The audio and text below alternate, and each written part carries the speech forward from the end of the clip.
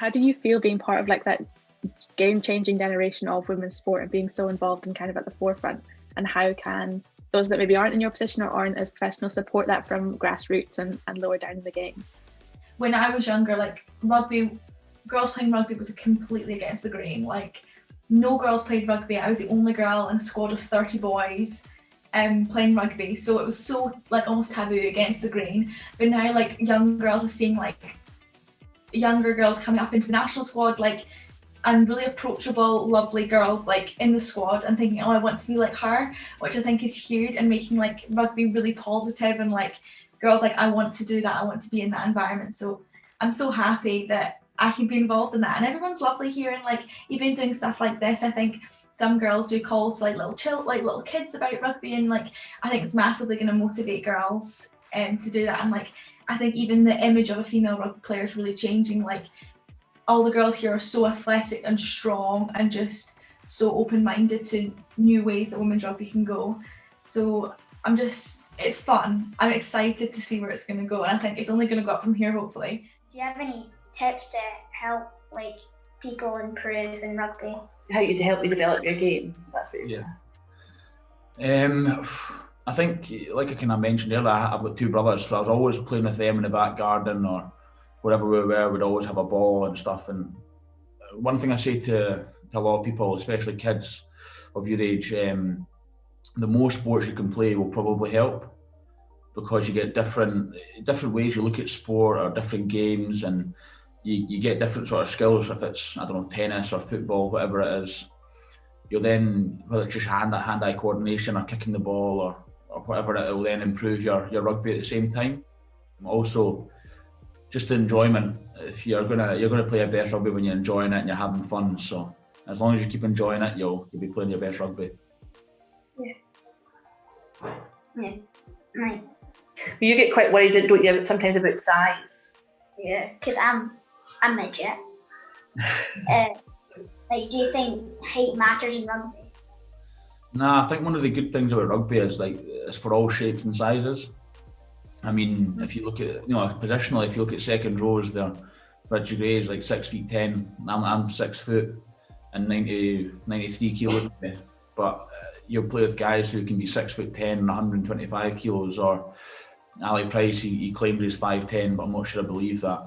And he's maybe, I think he's 80 kilos. Or look at Darcy Graham on the wing, he's quite short and small. So depending on what position you are, you'll bring different skills and a different vision on the game. So even if you're the smallest in the team, you'll have a very important role to play.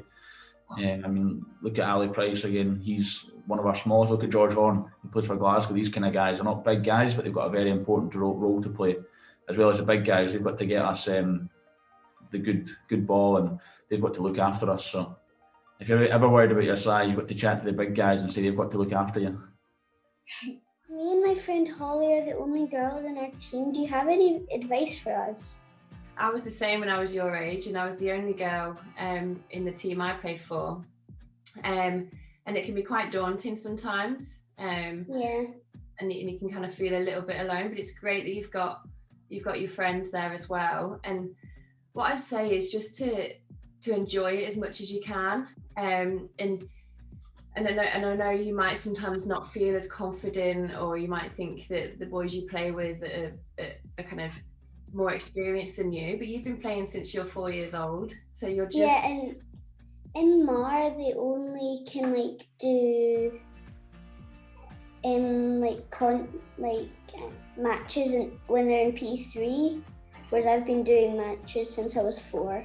Because you played at another club before, didn't you? Yeah.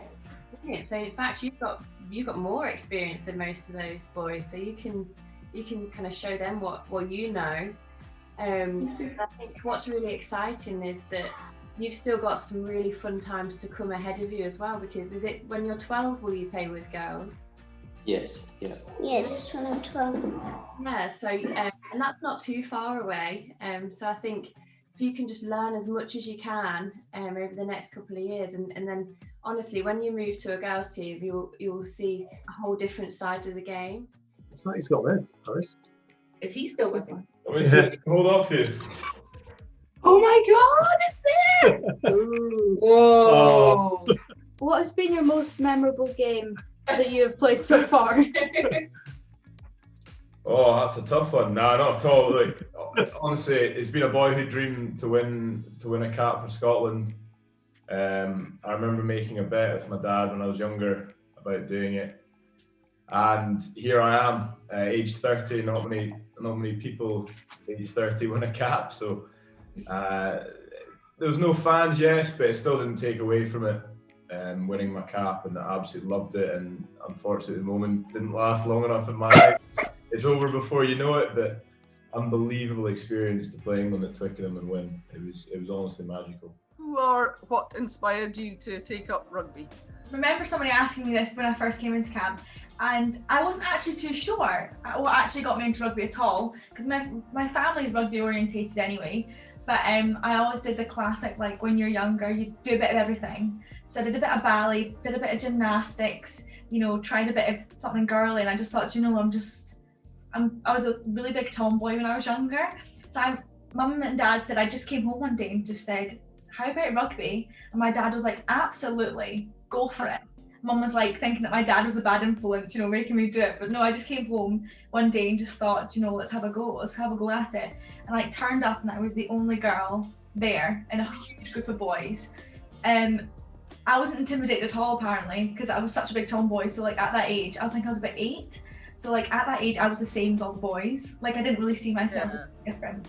So I started quite young, which I think was really good, kind of integrating into the rugby world at quite a young age. So I don't know what, a wee switch must have gone on in my mind and just thought maybe rugby, and it's just kind of stuck. Haven't managed to get away just yet. How did it feel to beat Finn Russell in the Champions Cup? You're going to get in trouble. No, it was a tough game. Did you watch the game?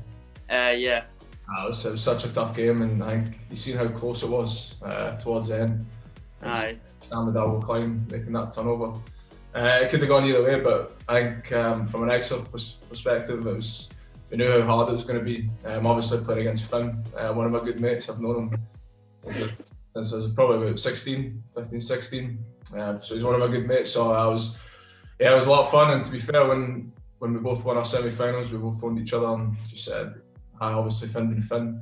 We just laughed about it. And just said all the best then. But no, it was a tough game. But yeah, it was, again, like you said, you're missing rugby. I think for us, same at Exeter and here, I think we're just lucky to be playing and training just now. So to be playing in a European final was unbelievable. I think we're running a little bit short of time, Maddie. Is there anything else you want to ask before we go? Have you ever done the cha-cha slide? Yeah, of course. It's a plank challenge. So when it says clap your hands, you need to touch your shoulders so that it's in a high plank. And it says slide to the left, you need to like jump your feet to the left and stuff like that. Should I get the girls to try it?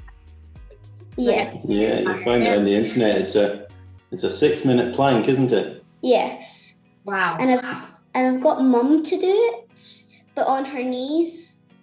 I usually do it in like a full high plank position. Excellent. You must be super strong then. Yeah, and my record for sit-ups is 130. Wowee. I think you'll beat most of us, Maddie. You keep that hard work up. That's amazing.